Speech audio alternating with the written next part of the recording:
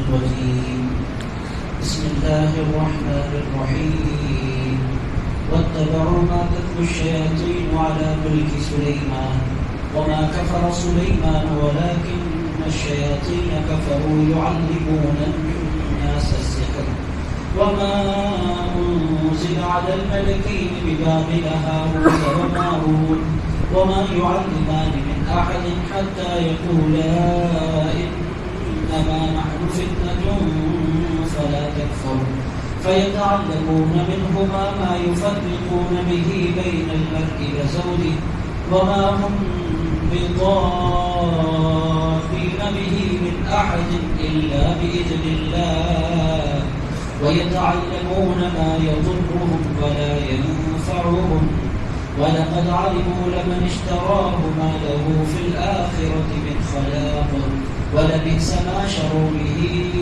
أنفسهم لو كانوا يعلمون ولو أنهم آمنوا واتقوا لمثوبة من عند الله خير لو كانوا يعلمون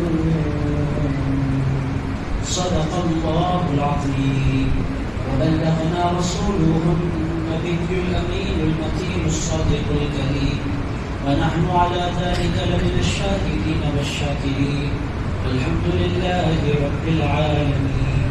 وقال الله تبارك وتعالى في شأن حبيبه ونبيه ورسوله إن الله وملائكته يصلون على النبي يا أيها الذين آمنوا صلوا عليه وسلموا تسليما اللهم صل وسلم وزد وبارك على حبيبك سيدنا وشفيعنا ونبينا ومولانا محمد وعلى آله وصحبه وغالب صحابه ومظهر كماله وابنه الكريم وبلده الشريف الغوث الأعظم والحمد لله رب العالمين. جزاک ضرور تشریف فرمائے. گزارش کرتا ہوں کہ قریب تشریف لانے تاکہ آپ کے میں آ سکوں. عزیزہ نگرامی قدر ایک مرتبہ بابا سے بلند درود پاک اللهم صل وسلم وزد وبارك على حبيبك سيدنا وشفيعنا ونبينا ومولانا محمد وعلى آله وصحبه وبارك صحابه ومظهر كماله وابنه الكريم وبلده الشريف الغوث الأعظم. معزز و مکرم حاضرین کرام، اللہ کے وفے کے بعد آپ حضرات سے ملاقات ہو رہی ہے. پچھلے اتوار ناگر کا بول گیا تھا میں، اس سے پہلے کا اتوار تھا میں بلداری گیا ہوا تھا. آج دو اتوار آپ کے پاس حاضر نہیں ہو سکا. اب ان شاء اللہ کرتے ہیں اس لیے آپ کی خبر بازی ابھی کوئی جلسے نہیں ہے تو ماضی والی سر اتوار میں فری ہوں تو ان شاء اللہ کوشش کروں گا کہ ہر اتوار آپ سے ملاقات ہو. عزیز دوستو، آج کا جو درس قرآن ہے وہ انتہائی ٹاپک پر ہے، ہمارے اپنی سوسائٹی سے ریلیٹڈ ایک عنوان ہے. وہ کیا ہے عزیز دوستو؟ ہماری سوسائٹی میں کچھ ایسے لوگ ہیں جو مختلف عاملوں کے پیچھے پڑتے رہتے ہیں. عزیز دوستو، عمل دو قسم کا ہوتا ہے جو لوگ کرتے ہیں. ایک قرآنی عمل ہوتا ہے، ایک شیطانی عمل ہوتا ہے. عزیزان گرامی، قرآن کے اندر بھی اثر ہے، اس کا کوئی مسلمان عقل مند مسلمان اس کا انکار نہیں کر سکتا. قرآن کی آیات میں اللہ رب العزت نے شفا رکھی ہے. قرآن کے ذریعے اللہ تعالیٰ مسائل کو حل فرماتا ہے. مگر قرآن اصل میں مسائل کے حل کرنے کے لیے روحانی عملیات کے لیے نہیں ہے. اصل اس کا سبجیکٹ نہیں ہے. قرآن کا جو اصل سبجیکٹ ہے وہ ہدایت ہے. قرآن اپنے پڑھنے والے کو دینا کیا چاہتا ہے؟ تقویٰ دینا چاہتا ہے. قرآن اپنے پڑھنے والے کو دینا کیا چاہتا ہے؟ وہ منتقی بنانا چاہتا ہے. قرآن اپنے قاری کو کیا دینا چاہتا ہے؟ قرآن اپنے قاری کو سیدھی راہ پر چلانا چاہتا ہے. قرآن کا اصل سبجیکٹ یہ نہیں ہے کہ پڑھ کر ٹھوک دیا جائے، یہ اس کا مقصد نہیں. مگر اللہ رب العزت نے قرآن میں الگ الگ تاثیریں رکھی ہیں. آپ اگر دیکھیں ہمارے پڑوسی ملک میں تو لوگ کئی ایسے لوگ ہیں جو کینسر سے صرف سورہ رحمان کے ذریعے شفا پا رہے ہیں. عزیزان گرامی، جبکہ قرآن اس مقصد کے لیے نہیں آیا. قرآن آپ پڑھیں گے قرآن شفا بھی ہے. قرآن شفا بھی ہے تو روحانی بیماریوں کے لیے اصل جو ہے وہ روحانی بیماریوں کے لیے شفا ہے. مگر اس کے اثر کے ساتھ ساتھ اس کے کچھ برکتیں بھی ہیں. وہ برکتوں میں سے ایک ظاہری شفا کا مجانا بھی ہے. اس کی برکتوں میں سے ایک برکت یہ ہے کہ اس کے ذریعے انسان کے مسائل ہو جاتے ہیں، پریشانیاں دور ہو جاتی ہیں اور بہت سے مسائل. وہ ایک بخاری شریف میں روایت آئی ہے درس قرآن کے آغاز میں نے آپ کو سنائی بھی تھی، بہت مشہور ہے. قرآن کے اثر قرآن کے اندر ہے، شفا قرآن کے اندر ہے، مسائل قرآن کے ذریعے حل ہوتے ہیں. ایک صحابہ کا وفد گزر رہا تھا ایک علاقے سے، شام میں ان لوگوں نے ایک علاقے میں قیام کیا تھا، اور وہاں کے علاقے میں وہاں کا جو سردار تھا اس کو سانپ نے ڈس دیا.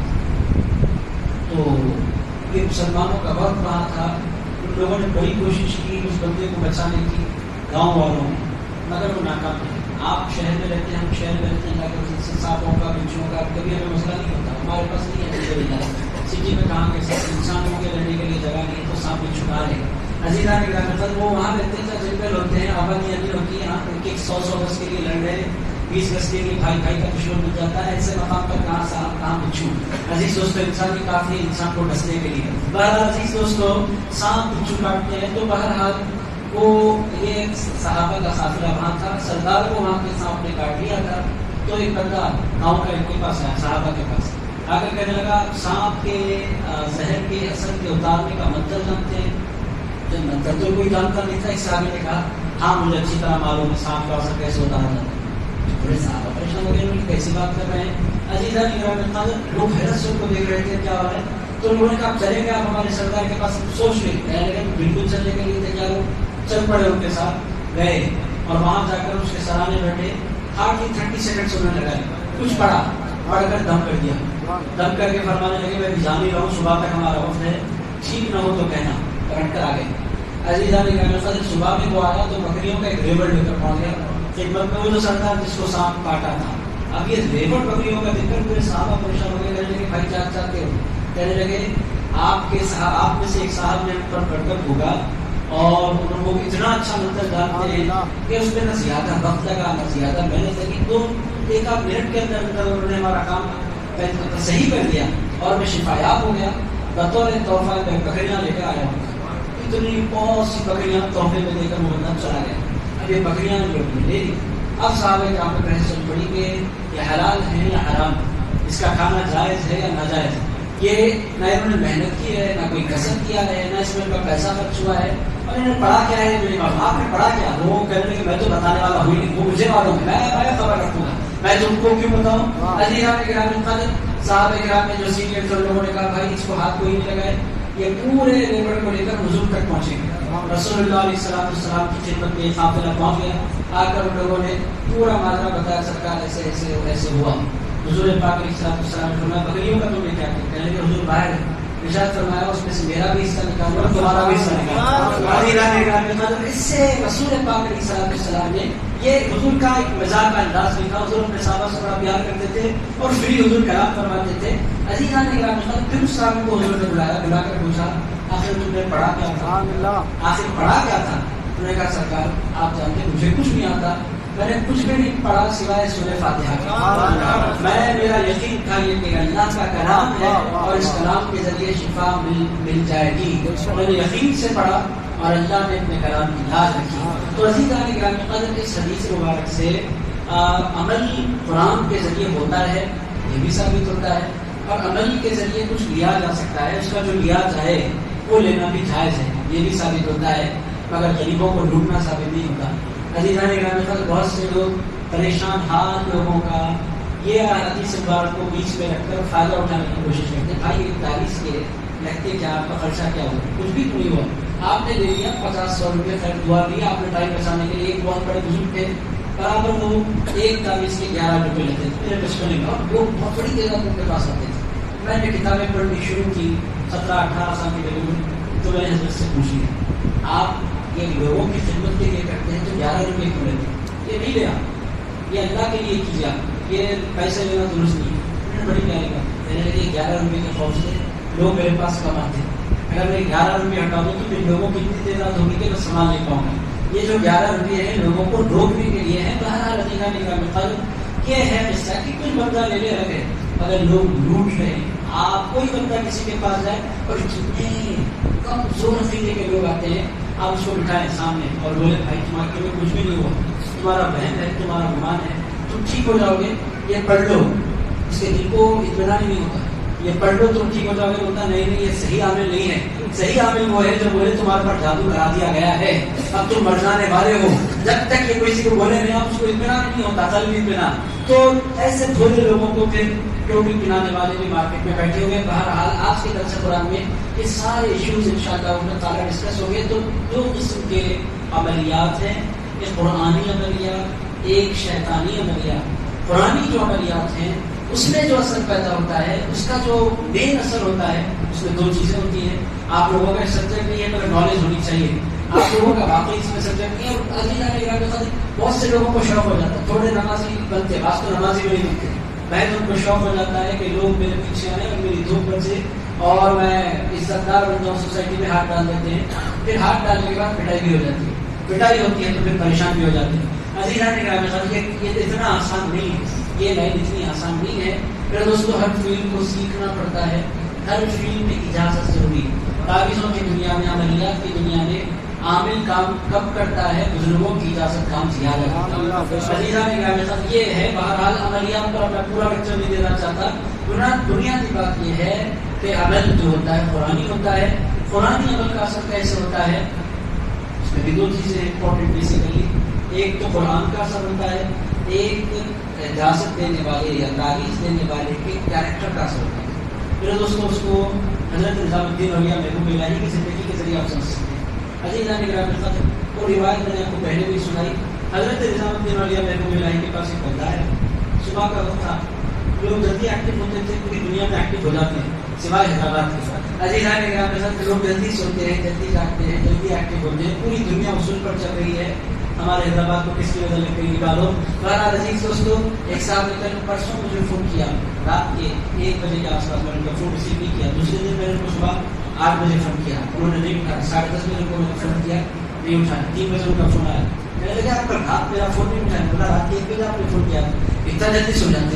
عزیز میں نے کہا بھائی رات کے 1 بجے جلدی نہیں ہے، بہت دیر ہو گئی ہے. کہنے لگے نہیں، حیدرآباد میں تو کوئی نہیں سوتا، میں اس سبجیکٹ پر نہیں جاتا، میں آ جاتا ہوں اپنے سبجیکٹ پر. میں یہ کر رہا تھا. صبح کا وقت تھا، ایک بندہ نظام الدین اولیاء محبوب الہی کے پاس پہنچا. حضرت محبوب الہی کبھی سیونگ نہیں کرتی. عزیز دوستوں، میں سیونگ کرنے کی مخالفت نہیں کر رہا. پھر وہ روایت آپ کو سنانا پڑے گا. حضرت ابو ذر غفاری رضی اللہ تعالیٰ، وہ ان کا طریقہ کیا تھا؟ جو بندہ ایک دن کے لیے بھی کوئی پیسہ سیو کرتا اس کو گالی نہیں دیتا. ایک دن کے لیے بھی وہ نہ اکاؤنٹ بنانے کے قائل، نہ کھانا رکھنے کے قائل. ان کا کہنا یہ تھا وہ اللہ جو پرندوں کو کھلاتا ہے تمہیں بھی کھلائے گا. تم نے کھانا اٹھا کر رکھا، تم نے کفر کیا، وہ گالیاں دیتے تھے. حضرت ابو ذر صحابہ کو دیکھتے ہی ڈرتے تھے، بالخصوص وہ صحابہ جن کے پاس پیسہ تھا. حضرت ابو ذر تم نے سیونگ کی، تمہارے پاس اللہ کیسے جمع ہوگا؟ کلاس لے لیتے تھے.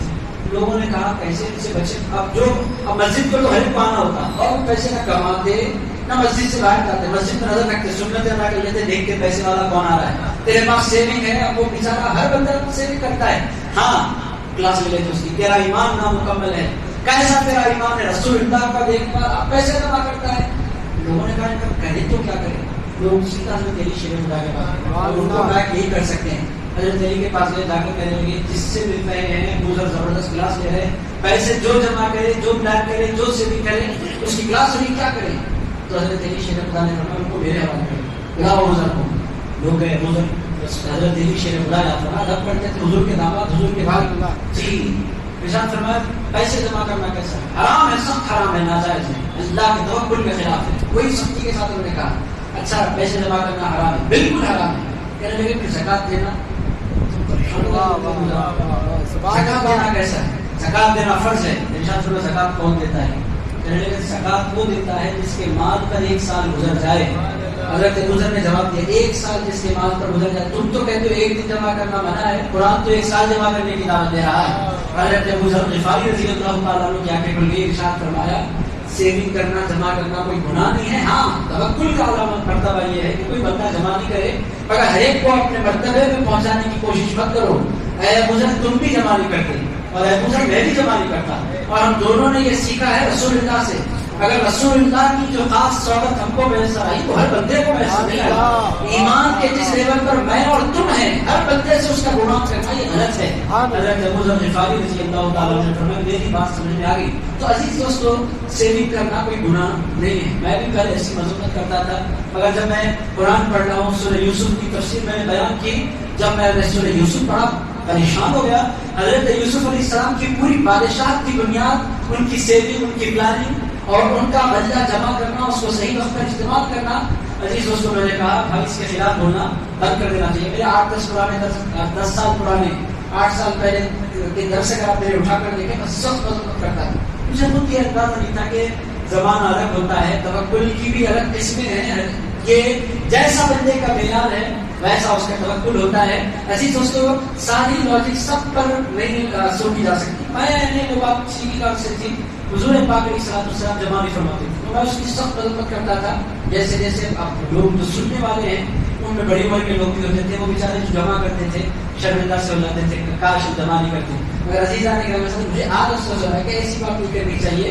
ہر ایک کا مرتبہ ہر ایک کی منزل دیکھ کر گفتگو کرنی چاہیے. بہرحال عزیز دوستوں حضرت نظام الدین اولیاء کا طریقہ کیا تھا؟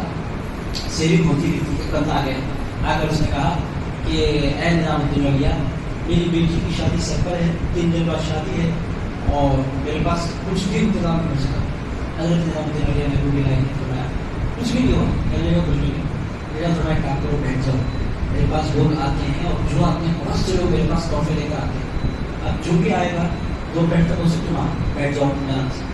اب لوگ آئے آنے والوں کی بھی مرضی ہے، آنے والوں کی ہر کوئی تحفہ نہیں لاتا. جتنے لوگ اس دن آئے سب خالی ہاتھ. کسی نے کوئی لائے بھی تو کھجور، کسی نے لائے میوے کھانے پینے، کسی نے لائے چاول غلے، کسی نے مگر یہ نہیں لایا جس سے بات بول سکے درہم دینار، کچھ بھی نہیں آیا. اب وہ بیچارہ بندہ تھا اور جو نیا فقیر ہوتا ہے اس کو بھیک کی بہت جلدی ہوتی ہے.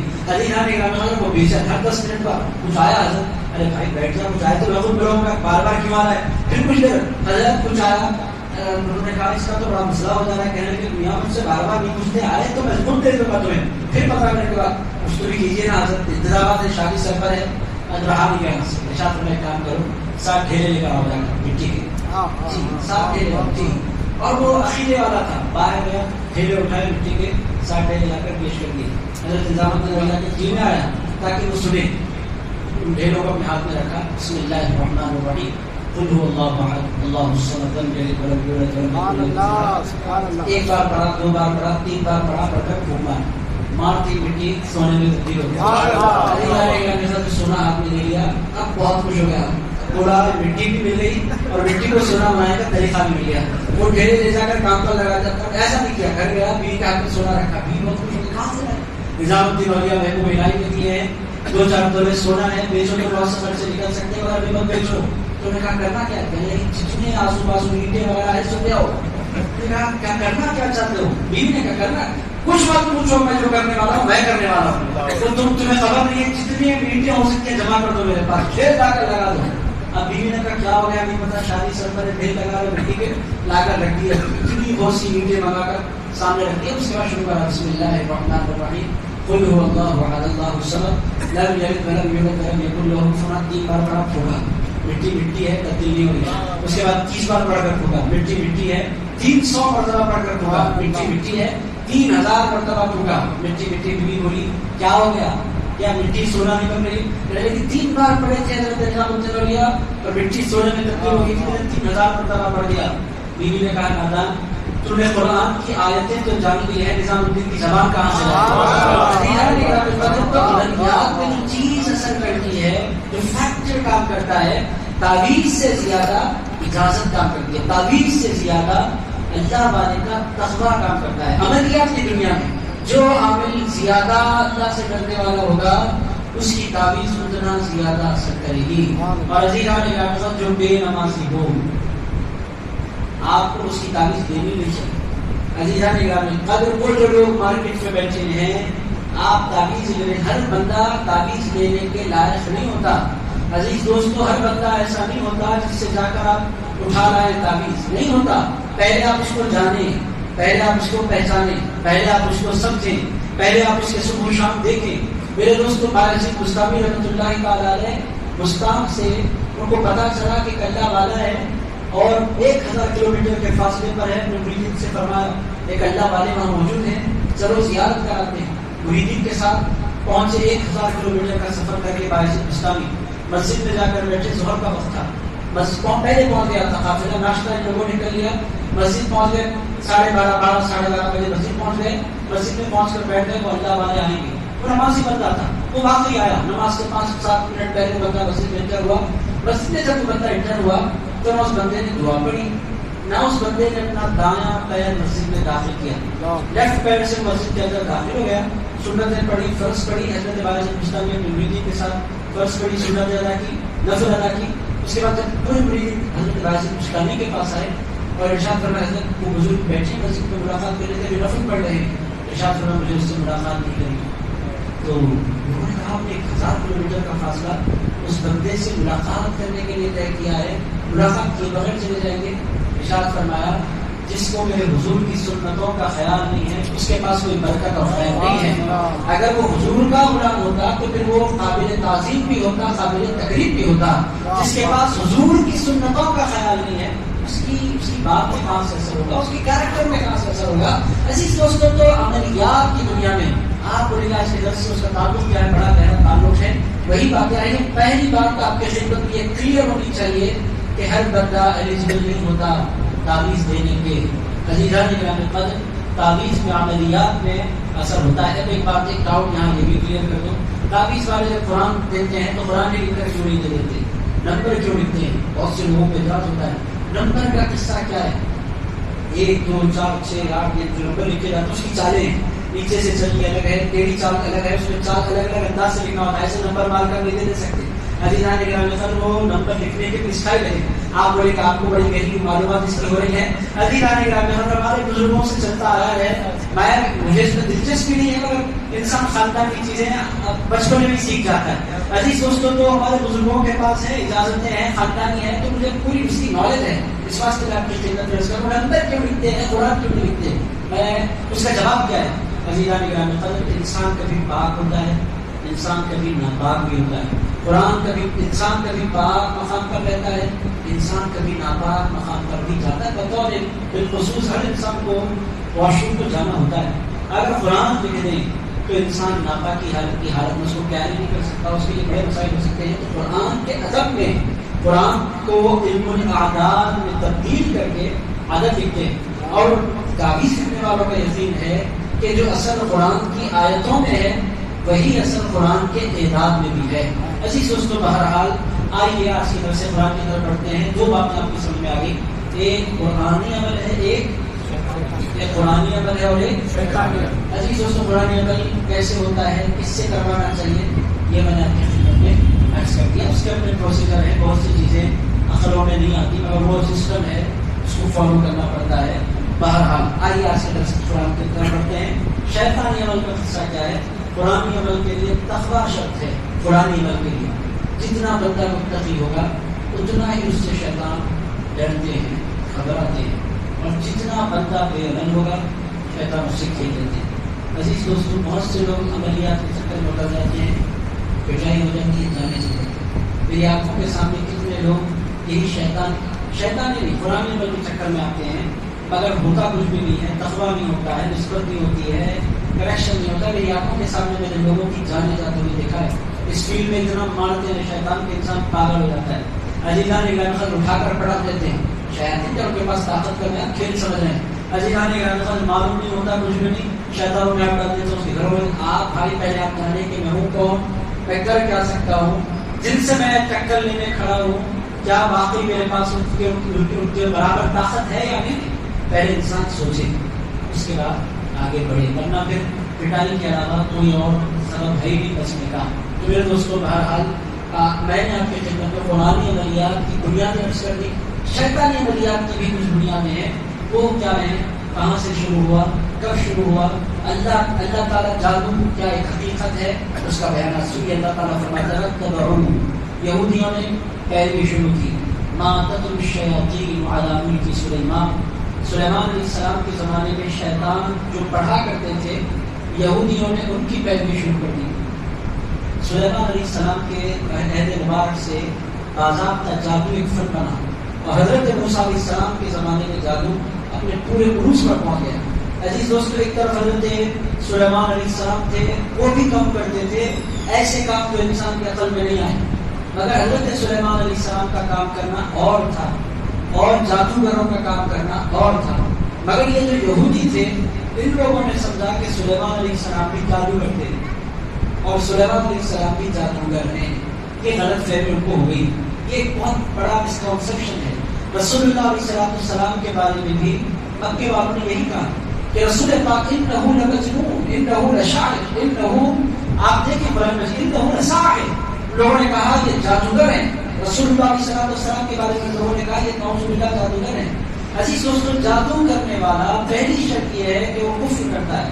مومن کبھی جادو کر نہیں سکتا۔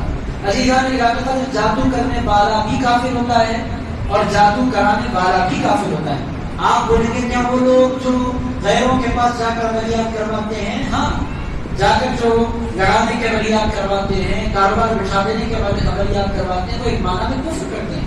عزیز دوستو، طاقتیں دو ہیں، ایک رحمانی طاقت، ایک شیطانی طاقت۔ ایمان کس پر ہونا چاہیے؟ رحمانی طاقت پر ایمان ہونا چاہیے۔ مدد کس سے لینی چاہیے؟ اللہ سے۔ اولیاء کیا کرتے ہیں؟ مدد کا ذریعہ ہوتے ہیں، مگر ان کے پاس جو طاقت ہوتی ہے وہ اللہ ہی کی طاقت ہوتی ہے۔ عزیز دوستو، غوث اعظم اپنی ذات سے کچھ نہیں کرتے، وہ جو کچھ کرتے ہیں اللہ کے اذن سے کرتے ہیں، اللہ کے فضل سے کرتے ہیں۔ عزیزان گرامی، اللہ کی طاقتوں کے اظہار کا نام غوث اعظم ہے۔ اللہ کی طاقتوں کے اظہار کا نام غریب نواز اور بدرواز ہے۔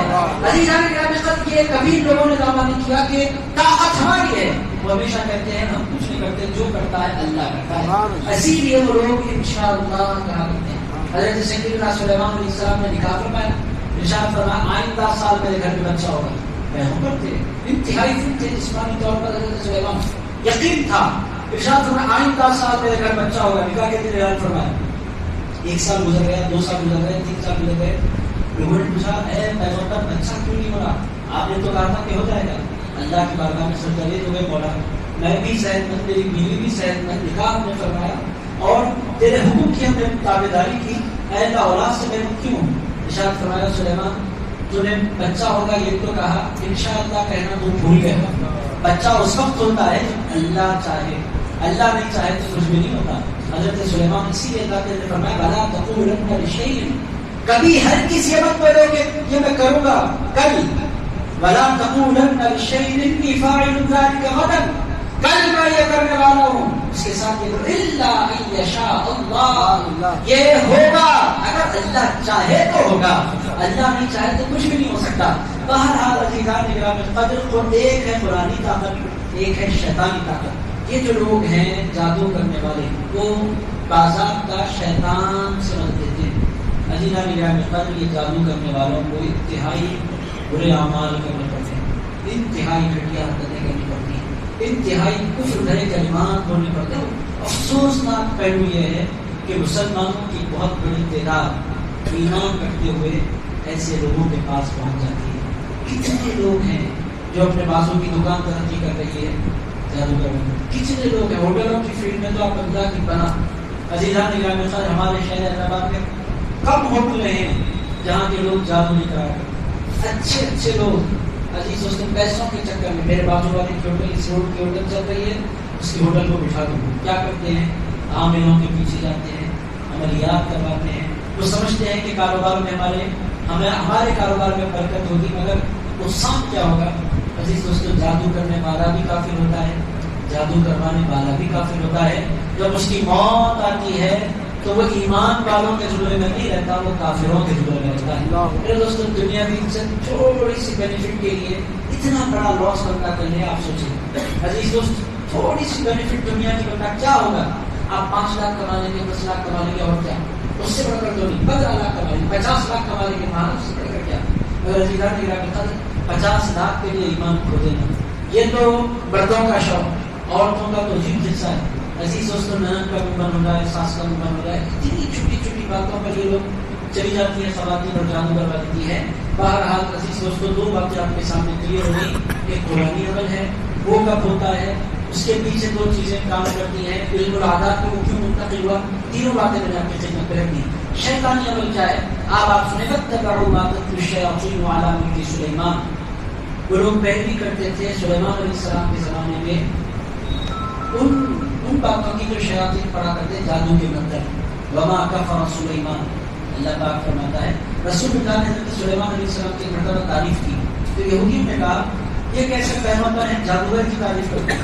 ایسا ان لوگوں نے کہا سلیمان جو جادوگر تھے وہ انہوں نے اتنی بڑی مار وسیع نقصہ کی تعبیر کروائی, پوری دنیا جانتی ہے, انسانوں سے مدد انہوں نے لی تھی, جادو کے ذریعے انہوں نے کروائی تھی. عزیز دوستوں حقیقت کیا تھی؟ سلیمان علیہ السلام نے کوئی جادو نہیں کیا تھا. سلیمان علیہ السلام کے کنٹرول میں اللہ نے انسان بھی دیے تھے, سلیمان علیہ السلام کے کنٹرول میں اللہ نے جنات بھی دیے تھے. حضرت سلیمان علیہ السلام نے جنات کے ذریعے وہ تعمیر کروائی تھی, جادو کا اس سے کوئی لینا دینا نہیں ہے. اگر ان کو ایسا دکھتا تھا. آج بھی جو لوگ اولیاء اللہ کی کرامات کو نہیں مانتے وہ بھی سمجھتے ہیں کہ اولیاء اللہ کے پاس جادو ہوتا ہے. میرے دوستوں اہل اللہ کا جادو سے کوئی تعلق نہیں ہے, یہ بات سے نشید کرنا چاہیے. جو الزام یہودی حضرت سلیمان پر لگاتے تھے وہی الزام غیر سنی وہی الزام اہل اللہ پر لگاتے ہیں, اللہ والوں پر لگاتے ہیں, اولیاء اللہ پر لگاتے ہیں. یہ بھی لوگ جادوگر ہیں بھائی, وہ جادوگر تھے. جو ایمان کے راستے پر چلتا ہے وہ جادو کے راستے پر نہیں چلتا, جو جادو کے راستے پر چلتا ہے وہ ایمان کے راستے پر نہیں چلتا. یہ دونوں الگ الگ راستے, اس پر چلنے والا اس پر نہیں چل سکتا, اس پر چلنے والا اس پر نہیں چل سکتا. کیا ہوا؟ وما کفر سلیمان, سلیمان نے کفر نہیں کیا, ولکن الشیاطین کفروا, اللہ پاک فرماتا ہے کفر تو شیاطین نے کیا. یعلمون الناس السحر, وہ لوگوں کو جادو سکھایا کرتے تھے. عزیزان علاقوں سے پتا کیا چل رہا ہے؟ جادو سیکھنا بھی کفر ہے, جادو سکھانا بھی کفر ہے, جادو کرنا بھی کفر ہے, جادو کروانا بھی کفر ہے, عامل بننا بھی کفر ہے شیطانی, اور شیطانی عملیات کروانا بھی کفر ہے. میرے دوستوں یہ بہت بڑا مسئلہ ہے ہماری سوسائٹی کا. میرے دوستوں کتنا نقصان اسلام کو اس سے ہو رہا ہے میں آپ کو بتا نہیں سکتا. غیر معمولی اس کے ذریعے اسلام کو نقصان پہنچ رہا ہے. یہ جادو کے چکروں میں کتنے گھر تباہ ہو گئے, کتنے لوگ تباہ ہو گئے. کیا اس کے ذریعے اثر ہوتا ہے وہ باتیں میں آپ کے سے آگے عرض کرتا ہوں. عزیز دوستو اللہ تعالیٰ فرماتا ہے وہ سکھاتے ہیں شیاطین وما انزل علی الملکین, یہ علم بھی نازل ہوا فرشتوں پر ببابل, بابل نامی شہر میں. یہ شہر کہاں ہے؟ یہ شہر ہے عراق. جب آپ عراق میں بغداد شریف سے نکل کر آپ جانے لگتے ہیں نجف اشرف تو راستے میں ایک شہر لگتا ہے, اس کا نام ہے بابل اور بابل. یہ دونوں اس کے بولنے کے انداز ہے. اردو والے عام طور پر اس کو BABUL بابل کہتے ہیں, اور عربی میں اس کو بابل کہتے ہیں, BABIL بابل. عربی میں اس کو بابل کہتے ہیں. اس شہر سے تازہ حضرت جا کے آئے ہمارے. تو عزیزان اکرام بابل ایک شہر تھا, ابھی ہے. عراق میں آپ جائیں تو بغداد شریف سے آپ نظر پھر جائیں تو راستے میں عبادت پڑتا ہے. وہاں 2 فرشتوں کو اللہ نے اتارا تھا, اور 2 فرشتوں کو اللہ تعالیٰ نے جادو کا علم عطا فرمایا تھا. آپ بولیں گے اللہ نے کیوں اتارا؟ اللہ کو کیا ضرورت پڑی؟ دوستو اللہ نے شیطان کیوں اتارا؟ اللہ کی ضرورت نہیں ہے. اللہ تعالیٰ آزماتا ہے ایک ایمان والوں کو, بس اتنی ہی بات ہے. اگر اللہ تعالیٰ نے کیوں اتارا تو اللہ کوئی گناہ نہیں اتارتا دنیا میں. عزیز دوستو اللہ نے اس دنیا میں انسان کو امتحان کے لیے بھیجا. بندہ پریشان ہو کر رحمان کی طرف جاتا ہے یا بندہ پریشان ہو کر شیطان کی طرف جانا چاہتا ہے, یہ اللہ تعالیٰ آزماتا ہے بندے کو. ایمان والا ہوتا ہے بولے گا میں مر جاؤں گا اگر شیطان کی مدد میں نہیں لوں گا, میں جیوں گا تو ایمان والا بن کر, میں مروں گا تو ایمان والا بن کر. یہ ہوتا ہے ایمان والے کا اندازہ اور ایمان والے کا طریقہ. اللہ تعالیٰ نے 2 فرشتوں کو اتارا. فرشتوں کے نام کیا تھے؟ ایک فرشتے کا نام تھا ہاروت اور ایک فرشتے کا نام تھا ماروت. دونوں فرشتوں کے نام. وہ 2 فرشتے باضابطہ لوگوں کو نظر بھی آتے تھے اور ان کو باضابطہ جادو سکھانا بھی آتا تھا. لوگ جادو سیکھنے کے لیے ان کے پاس جاتے تھے اور وہ باضابطہ جادو سکھاتے تھے. مطلب یہ ہے کہ اللہ نے جادو ایک انسان کے بالخصوص ایمان والے کے امتحان کے لیے اتارا ہے. امتحان کے لیے اتارا ہے. پریشانی آئے گی, بندہ کدھر جائے گا. عزیزان اکرام بہت سے لوگ کہتے ہیں جادو جو نہ ملک نہیں ہوتا. بھائی یہ غلط فہمی میں مت رہے ہیں آپ. جادو ایک حقیقت ہے اور آپ لوگوں کی خدمت میں عرض کروں کہ جادو کی کوششیں حضور پر تک کی گئی. عزیزان اکرام حضور پر تک جادو کی کوششیں کی گئی. اب وہاں پر علماء کی 2 قسمیں بنتی ہے کہ علماء کی جماعت کہتی ہے کہ حضور پر جادو کا اثر ہوا تھا. ایک جماعت ہے علماء کی. دوسری جماعت کہتی ہے حضور پر جادو کا اثر نہیں ہوا تھا. اثر ہونے سے پہلے اللہ نے جادو سے بچنے کا طریقہ حضور کو بتلا دیا تھا. میرے دوستوں جادو سے بچا کیسے جا سکتا ہے یہ درس میں سمجھتا ہوں. یہ طویل عنوان ہے, آئندہ اتوار بھی شاید چلے گا. چونکہ میں اس سے زیادہ بھی اپنی گروہ کا جتنا آپ رکھ سکتے ہیں میں اپنی باتیں میں کروں. عزیزان گرامی قدر، کیا جادو سے بچا جا سکتا ہے؟ اس کا طریقہ کیا ہے؟ کیا ہر بندے پر جادو کا اثر ہوتا ہے؟ حفاظت ہم جادو سے کیسے کریں؟ میرے دوستوں، جادو سے بچنے کا سب سے بڑا طریقہ ہے انسان کا باوضو رہنا. عزیزان گرامی قدر، جو انسان 24 گھنٹے باوضو رہتا ہے، آپ بولیں گے جب بندہ سو جائے تو بندے پر کوئی اثر نہیں ہوتا. اگر وہ وضو کر کے اگر کوئی بندہ سو جائے تو پوری رات فرشتے اس کا پروٹیکشن فرما رہے ہیں. عزیزان گرامی، دن میں جب بھی بندے کا وضو جائے وضو کرتا ہے. جو بندہ 24 گھنٹے باوضو رہتا ہے، دنیا کا کوئی جادوگر اس پر اپنا اثر نہیں کر سکتا. عزیزان گرامی، یہ ایک ہے جادو سے بچنے کا طریقہ کہ انسان روزانہ کیا کرتے رہے؟ باوضو رہے. نماز پڑھنے والے پر آپ بولیں گے اور بھی اللہ بھی پڑھتے تھے. ہاں، کبھی کبھی ہوتا ہے. یہ ایک طریقہ ہے بچنے کا. دوسرا طریقہ کیا ہے؟ رسول پاک علیہ السلام نے فرمایا کہ جو بندہ روزانہ رات کو اور روزانہ صبح میں 3 مرتبہ سورہ فلق اور 3 مرتبہ سورہ ناس پڑھ لے. رسول صرف پڑھتے نہیں تھے، رسول اللہ پڑھ کر اس کو اپنے ہاتھوں پر بند کر ٹوٹ کر اپنے چہرے پر اور پھر رسول اللہ اپنے سر اقدس پر، پھر اپنی گردن پر، گلے پر، پھر اپنے دونوں ہاتھوں پر، پوری باڈی پر رسول پاک علیہ السلام ہاتھ پھیرتے تھے اور فرماتے تھے جو بندہ اس طرح عمل کرتا ہے اللہ اس کو جادو سے محفوظ کرتا ہے. عزیزان گرامی، یہ بھی ایک پروٹیکشن ہے جادو سے بچنے کا. کتنے طریقے ہو گئے جادو سے بچنے کے؟ 2 طریقے ہو گئے. پہلا طریقہ کیا؟ وضو رہنا. دوسرا طریقہ کیا؟ سورہ فلق اور سورہ ناس. تیسرا ہے آیت الکرسی کا اہتمام. عزیزان گرامی قدر، جو بندہ سوتے وقت آیت الکرسی پڑھ لیتا ہے، جاگتے ہی آیت الکرسی پڑھ لیتا ہے، گھر سے نکلتے وقت آیت الکرسی پڑھتا ہے، کثرت سے آیت الکرسی، ہر نماز کے بعد آیت الکرسی پڑھتا ہے، یہ آیت الکرسی اللہ کی حفاظت میں اپنے آپ کو دے دینا ہے. اور دوستوں، ہمارے پاس فرض پڑھ کے لوگ 30 سیکنڈ رکھتے ہیں آیت الکرسی پڑھنے کے لیے، اور ہم نے بہت بڑی تعداد ایسی ہے جو آیت الکرسی نہیں پڑھتے. جانتے ہیں کہ آیت الکرسی کے لیے کوئی حضور نے فرمایا آیت الکرسی پڑھنے والے کو جنت میں داخل ہونے سے صرف موت روکے رکھتی ہے. آیت الکرسی پڑھنے والے کو جنت میں داخل ہونے سے کون روکتی ہے؟ ادھر موت آتی ہے، ادھر موت آتے ہی اس کی روح کو جنت میں داخل کر دیا. کس بندے کو؟ جس بندے کو پابندی سے آیت الکرسی پڑھنے کی ہر نماز کے بعد، اس کا ایک وقت ہے آیت الکرسی کا، وہ ہے ہر دبر کل صلاۃ المفروضہ، ہر فرض نماز کے بعد جو بندہ آیت الکرسی پڑھے اس پر جادو کا اثر نہیں ہوا کرتا. ایسی دوستوں کے 3 بات. اس کے بعد بھی کبھی کبھی جادو ہو سکتا ہے. آپ یہ 3 کام کر کے نہیں بول سکتے کہ مجھ پر نہیں ہوتا. یہ ڈیفنس کا ایک طریقہ ہے. 80% آپ جس طرح کہتے ہیں سیٹ بیلٹ لگا لو، ہیلمٹ پہن لو. عزیزان گرامی، اپنا کام آپ کر لو. ہیلمٹ کے بغیر آپ چاہے سر ٹوٹ جائے تو لوگ بولتے ہیں ہیلمٹ کیوں نہیں لگا؟ ہیلمٹ تو لگا لینا چاہیے. بعض مرتبہ ہیلمٹ لگانے کے بعد ہیلمٹ بھی ٹوٹ جاتا ہے، سر بھی ٹوٹ جاتا ہے. آپ کیا کریں گے؟ عزیزان گرامی، مطلب یہ کہ اللہ نے موت لکھی ہے تو پھر مسئلہ کوئی نہیں کر سکتا. میرے دوستوں، اگر پروٹیکشن تو اپنا کر لینا چاہیے. بیلٹ لگا کر کار چلائیے. آپ نے بیلٹ نہیں لگایا اور شیشے سے ٹکرا گئے، مر گئے. بیلٹ لگانا تھا نا، کیوں نہیں لگایا؟ نہیں لگانے کا نقصان ہوا، وہ بلوز نہیں کھلے سیپو اور اس کی وجہ سے بھاری نقصان ہوا. آپ بیلٹ لگانے کے بعد بھی مرتے. کتنے لوگ ہیں جو بیلٹ لگانے کے بعد بھی مر جاتے؟ بیلٹ لگانے کے بعد میں کیوں مرا؟ بھائی اللہ نے لکھ دیا ہے. تو جادو کا بھی حصہ ایسے ہے، پروٹیکشن اپنی طرف سے بندے کو کر لینا چاہیے. اس کے باوجود بھی اگر کچھ ہو جائے، اگر کوئی بندہ کسی کے جادو کے اثر سے مر جائے، اس نے پروٹیکشن کر لیا تھا تو اللہ اس کو شہیدوں میں جگہ عطا فرمائے. کیونکہ اس نے تو اپنا پروٹیکشن کیا، اس نے تو اپنے آپ کو اللہ کے حوالے کیا، تو جادو اس کے باوجود بھی ہو سکتا ہے. کیا اہل اللہ پر جادو ہوتا ہے؟ عزیزان گرامی، ہاں، اولیاء اللہ پر بھی جادو ہوتا ہے. اس کی مثالیں بھی آپ کو اولیاء اللہ کی زندگیوں میں مل جاتی ہیں. بڑے بڑے قابل اولیاء پر حضور پر جادوگروں نے ٹرائی کیا ہے، تو پھر ولیوں کا کیا؟ عزیزان گرامی، جادو ایک اتنی بڑی ریالٹی ہے.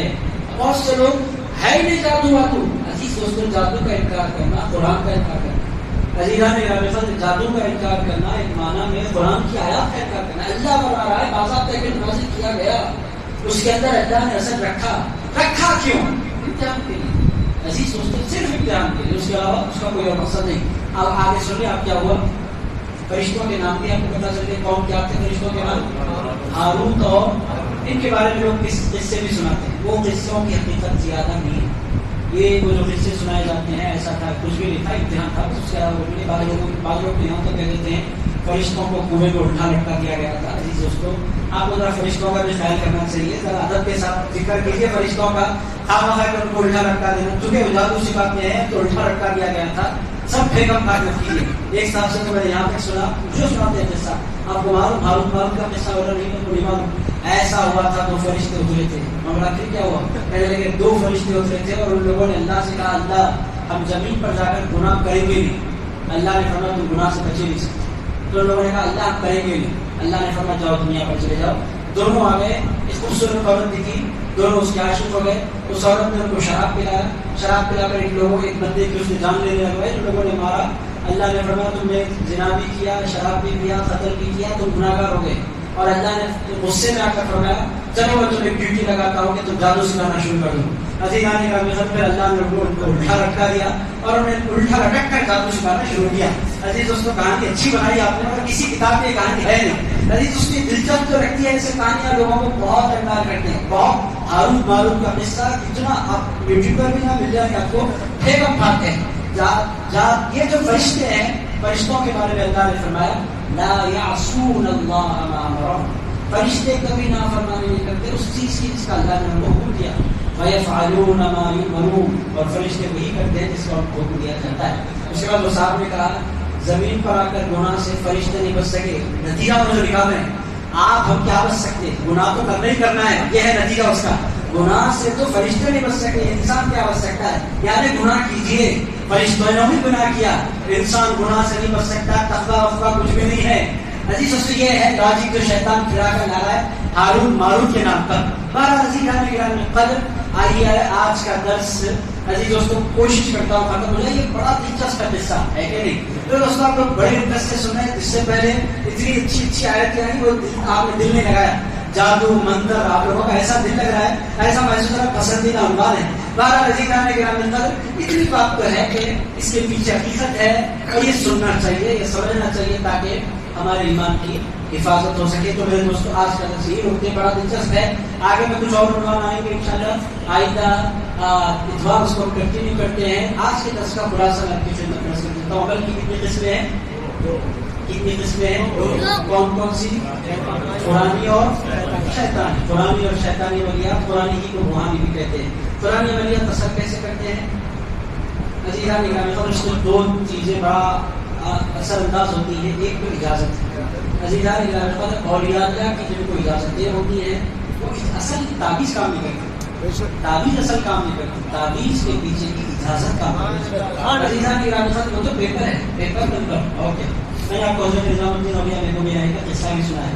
حضرت نظام الدین اولیاء میں آدھا کے ساتھ آخری نقطہ آپ کو نہیں سنا ہے.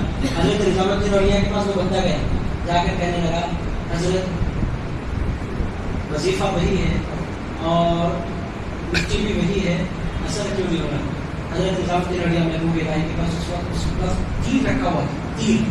حضرت نظام الدین اولیاء محبوب الہی نے فرمایا یہ تیر لے جاؤ, تیر دے اس کے جا کر اس بندے کو مارو. تم سے پھینک کر اسے مارا, لائٹ لے لیا جس کو تیر سے مارا, ہاتھ سے پھینکا کیا ہوگا, لائٹ لے لیا جس کو اس نے مارا.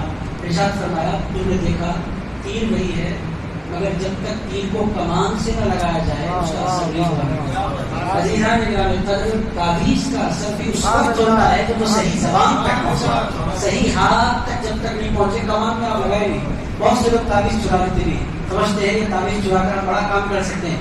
بعض لوگ پوری کتابیں اڑا دیتے ہیں, جن کتابیں ایسا کرتی ہیں آہستہ ان کی کتاب اٹھا دیتے ہیں, سمجھتے ہیں کتاب اٹھا کر لاؤ ہم بھی زبردست عمل کریں گے. عزیزان گرامی کتاب سے نقش ملتا ہے, کتاب سے اجازت نہیں ملتی. عزیز دوستو اصل جو چیز کام کرتی ہے وہ کون سی چیز کام کرتی ہے, اجازت. دوسری چیز عامل کا متقی ہونا. میرے دوستو شیطان جو ڈرتا ہے تعویذ سے نہیں ڈرتا, شیطان جو ڈرتا ہے وہ اللہ والے کے تقوی سے ڈرتا ہے. زندگی میں ایسے واقعات میں نے دیکھے ہیں آپ لوگوں کو. اب میں پرسنل واقعات نہیں سناتا مگر میں آپ کی خدمت میں عرض کروں, آپ لوگ سمجھتے ہیں یہ ایسا چلتے پھرتے ہو جاتا ہے. ایسا نہیں, آپ اگر ہاتھ ڈال دیں ادھر ادھر آ جاتا ہے. گھر کا ایڈریس نکال کر شام میں Who are you ایسا بولتا ہے, Who are you ایسا پوچھتا ہے. اگر آپ میرے معاملے میں آئے کیوں, آپ گوارا ہو جاتے ہیں, آپ کے پاس ایکسپیرینس نہیں ہے. تو عزیز دوستوں کا بھائی اس کا بھی انہیں بولتا ہے بھائی ہماری ایک گھر ہے, میں نے 100 سال سے وہاں پر اپنا کنٹرول بنا رکھا ہے, اب میرا ہو گیا ہے, کوئی آ کر یہاں بسے تو میں کیوں چھوڑوں. اور آپ ہمارے معاملے میں کیوں ہے؟ آپ کا لینا دینا کیا ہے؟ آپ خامخواہ کی تربیت کیوں کر رہے ہیں؟ ہکا بکا ہو جاتا ہے تو شیطان کہتا ہے کس سے ہے؟ شیطان ایک تو اجازت سے سب سے بڑا فیکٹر ہوتا ہے تقویٰ. جو متقی ہوتا ہے اس کو کوئی تعویذ دینے کی ضرورت نہیں. عزیزانی کا میں بیٹھے حضرت پیران پیر غوث العظم کے سجاد رشید تھے. حضرت پیر نجم الدین گیلانی ان کا نام. حضرت انتقال ہو گیا. حضرت پیر نجم الدین حیدرآباد تشریف لائے ہوئے تھے. شیطان بھرا آ گیا, ہنگامہ کر رہا ہے. وہ چیز پکار حضرت اندر تشریف فرمائے ہیں کمرے میں, باہر چیز پکار ہنگامہ بھیانک شیطان. حضرت نجم الدین سے لوگوں نے آ کر کہا حضرت باہر ہنگامہ ہے, شیطان بھرا آیا ہوا ہے, بہت گڑبڑ کر رہا ہے, بہت پاورفل ہے. حضرت پیر نجم الدین نے فرمایا اندر لائے میں کچھ پڑھا ایک ہی رسا بیٹھا. اتنا انہوں نے کہا. کہتے ہیں ایک مرتبہ حضرت نے فرمایا تو زندگی بھر بیٹھ کر شیطان کو گیٹ آؤٹ کیا ہے. ایک تو بہت سے آدمی مستقل کی نسبت ہے, دوسرا پیر نجم الدین کا تقویٰ ہے. ایک لفظ کافی ہے. وہ یہ کرو, وہ اتارو انڈے, لیمبواں, ناریلاں, مرچیاں, جو کچھ لانا ہے لا دو. آپ اگر یہ سب کچھ ہے, آپ کے پاس تقویٰ نہیں ہے تو میں ڈرنے والا. ایسے ایسے حوالہ نکالتے ہیں لوگ. میں بھی ذکری مجلس میں پڑھتا ہوا بیٹھا تھا, میں ذکر کر رہا ہوں, سامنے سب کا شروع ہو گیا.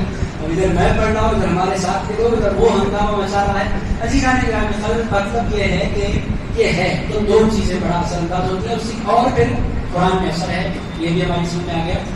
جادو اب یا ولیات سے مدد دینا گناہ کیوں نہیں ہے؟ اللہ والوں سے مدد دینا گناہ کیوں نہیں ہے؟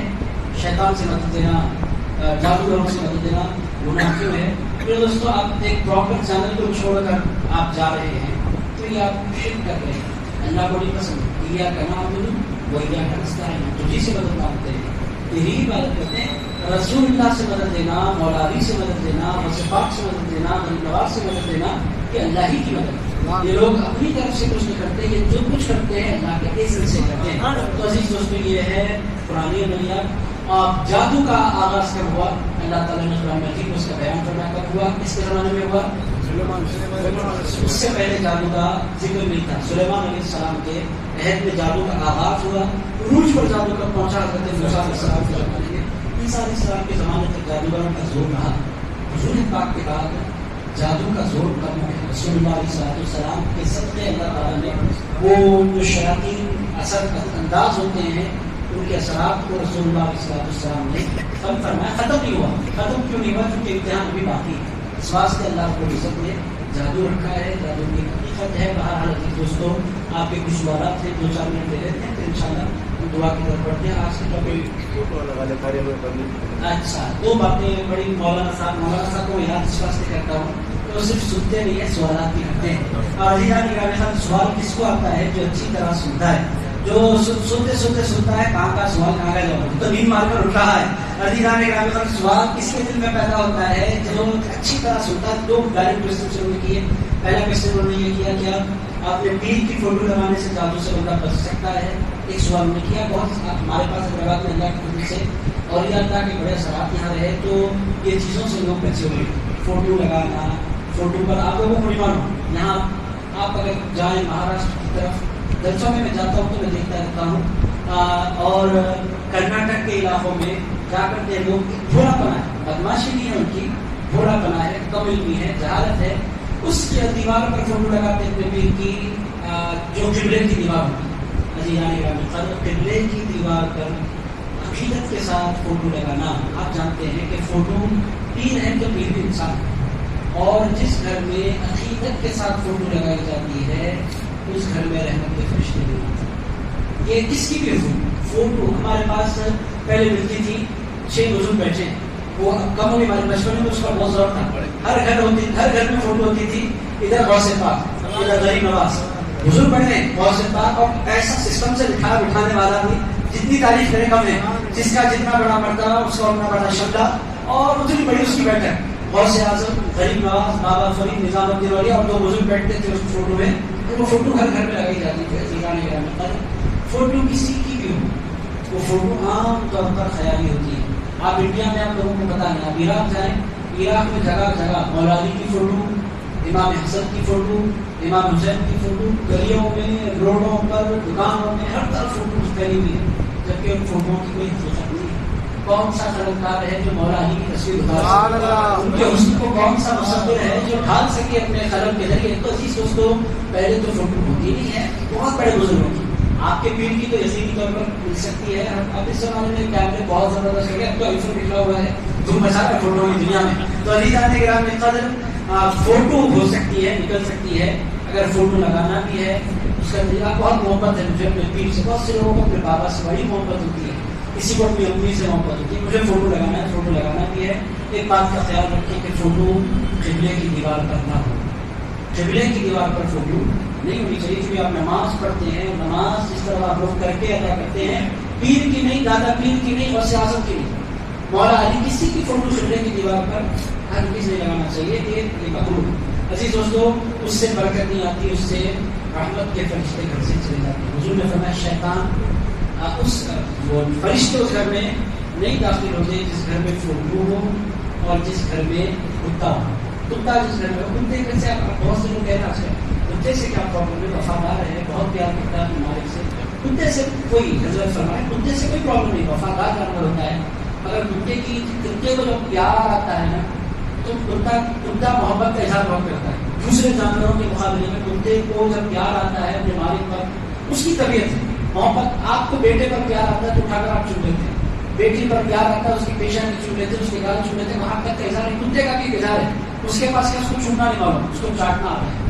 تو کتا جس سے پیار کرتا ہے کلے پر چاٹ لیتا ہے، پیروں پر چاٹ لیتا ہے، اس کا جو وہ بھوک ہے وہ ناپاک ہے، اسی لیے کتا پالنے سے حضور نے منع فرمایا اور لوگوں کو تنبیہ کرنے کے لیے فرمایا کتا مطلب کوئی رحمت کے فرشتے ہیں۔ اسی طرح فوٹو کے حوالے سے حضور نے فرمایا نہیں لگانا نہیں ہے، جو بہت محبت ہے تو پھر ایک پردہ سے لانا چاہیے، پردہ ڈالنا چاہیے، اگر قبلے کی دیوار پر نہیں، آجو بازو کسی دیوار پر لگا۔ عزیز دوستوں، ایک سوال یہ پیدا ہو سکتا ہے فوٹو کے ذریعے رحمت کے فرشتے نہیں آتے، اخبارات میں بھی فوٹوز ہوتی ہیں، اس کا کیا؟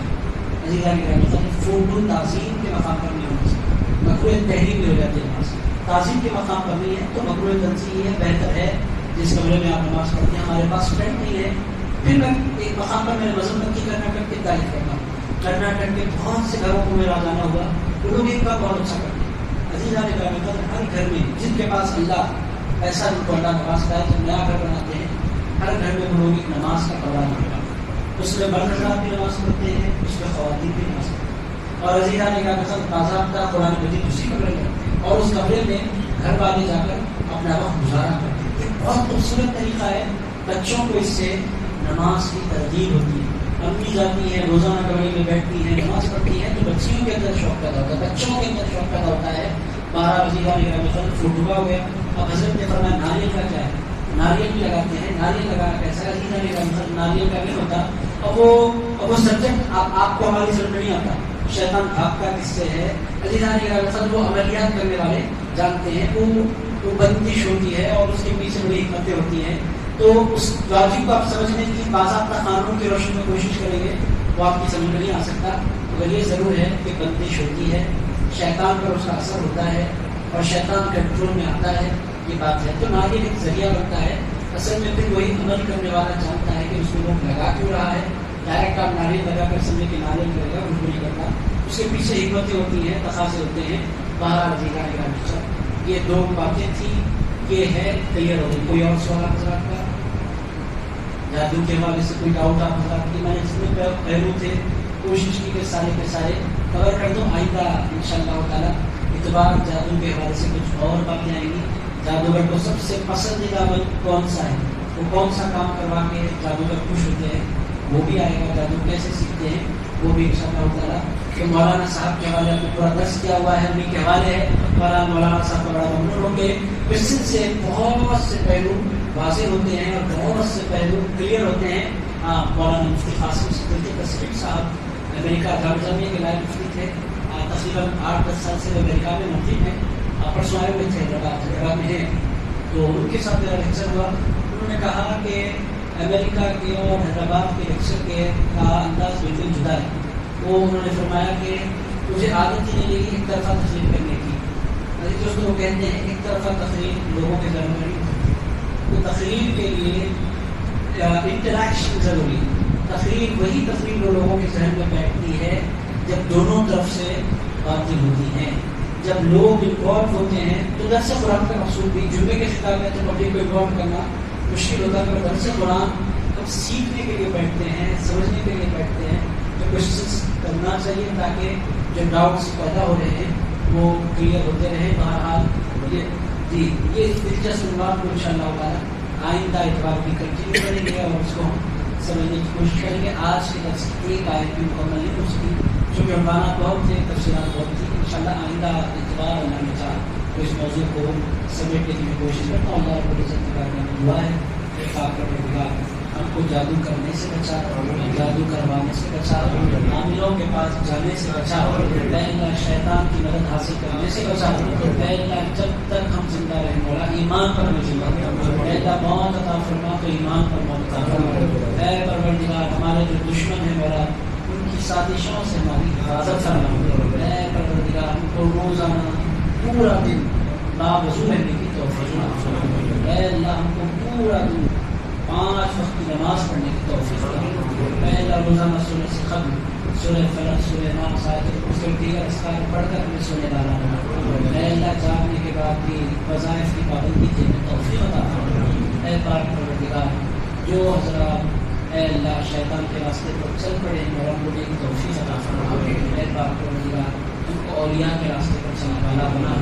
اے اللہ قرآن کا ہمیں نور عطا فرما. اے اللہ قرآن کی معرفت عطا فرما. اے اللہ ہمیں قرآن کا قاری بنا. اے اللہ قرآن سے ہمیں محبت عطا فرما. اے اللہ اس سے برکت حاصل کرنے کی توفیق دے, اس سے ہدایت حاصل کرنے کی توفیق دے. اے اللہ اس سے تقوی حاصل کرنے کی توفیق دے. اے اللہ ہمارے دلوں کو اے پروردگار اپنی محبت کی طرف پھیر دے. اے اللہ تیرے ذکر کو ہمارے دلوں کی ٹھنڈک بنا دے, تیرے نام کو ہمارے قلب کی راحت بنا دے. اے اللہ اٹھتے بیٹھتے چلتے پھرتے سوتے جاگتے تجھے یاد کرنے تیرے نام کا نعرہ کرنے کی توفیق عطا فرما. اے پاک پروردگار اہل فلسطین پر کرم فرما. اہل فلسطین کی حفاظت فرما. اے پروردگار جلد سے جلد فلسطین والوں کو اس جنگ سے آزاد فرما. اے اللہ اسرائیل کو تباہ و تاراج فرما. اے پاک پروردگار تلنگانہ میں الیکشنز ہونے والے ہیں بڑا مسلمانوں سے محبت کرنے والوں کو اقتدار عطا فرما. اے پروردگار ان سے پاور چھین لے جو نفرت کی زبان استعمال کرتے ہیں. اے اللہ ان سے پاور چھین لے جو مسلمانوں کے خلاف سازشیں کرتے ہیں. اے پاک پروردگار مسلم امہ سے محبت کرنے والوں کو اے اللہ اقتدار عطا فرما. اے پروردگار ہم کو اپنے ووٹ میں صحیح استعمال کی توفیق عطا فرما. صلی اللہ تعالی علیہ وسلم سيدنا ومولانا محمد وعلى آله وصحبه وبارك عليه وسلم.